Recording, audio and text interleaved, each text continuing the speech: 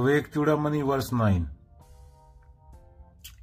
क्या बोला जा रहा है? Having attend the yoga root state one should recover oneself immersed in the sea of birth and death by means of devotion to right discrimination.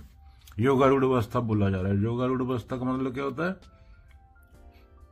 योग माने मन को साधना, स्थिर करना, एकाग्र करना, आरूढ़ चढ़ जाना, स्थापित होना। योगारूढ़ अवस्था वह स्थितियां मन साधक के वश में हो जाता है, इच्छाओं, द्वंद्वों और अस्थिरता से परे जाकर सत्य की ओर टिक गया हो।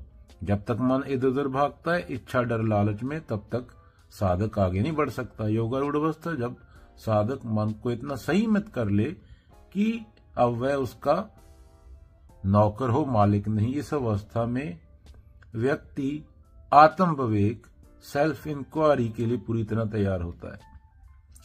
मन को घोड़ा मान लो, साधक को सवार मान लो। जब तक घोड़ा भागता रहेगा सवार गिर जाएगा। जब सवार लगाम थाम ले और घोड़ा नियंत्रण में हो, वही योगारूढ़ अवस्था है।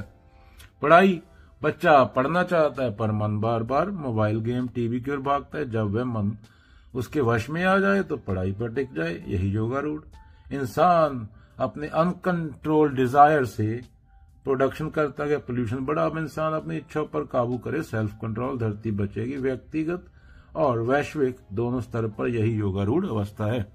तो बच्चों सुनो, जब तक मन बिखरा है कुछ नहीं हो सकता। पहले मन को योग में टिकाओ, यानी एकाग्रता, स्थिरता। फिर उस स्थिरता का उपयोग करो आत्मा और अनात्मा में भेद करने के लिए। जो लोग कहते हैं अब तो ध्यान लग गया, काफी है, वो बीच रास्ते में रुक जाते हैं। स्थिर मन सिर्फ शुरुआत है, असली साधना है यह देखना कि शरीर मन मिथ्या है, मैं वो हूं जो सदा है। तभी जन्म मृत्यु का भय खत्म होगा बच्चों। मान लो समुद्र है, एक नाव है, समुद्र संसार की लहरें, समुद्र माने संसार की लहरें बहुत तेज है। अगर नाव माने मन डगमगाएगी तो डूब जाओगे। पहले नाव को संतुलित करो, योगारूढ़। फिर चप्पू विवेक चलाकर पार जाओ। बच्चा कहे मेरा मन पढ़ाई में नहीं लगता, पहले ध्यान लगाना सीखे, मन स्थिर करे, फिर विवेक से चुने क्या पढ़ना जरूरी है क्या नहीं। नेति नेति गलत को त्यागता जाए, यही उसे सत्य की ओर ले जाएगा। अभी मान लो इंसान ने मन बिना विवेक के दौड़ाया, ज्यादा फैक्ट्री, ज्यादा कंजम्पशन, नतीजा धरती गर्म होगी। अगर स्थिर हो जाएगा तो विवेक से सोचेगा तो सरल जीवन जीकर सब बच जाता है, सब कुछ बचा सकता है।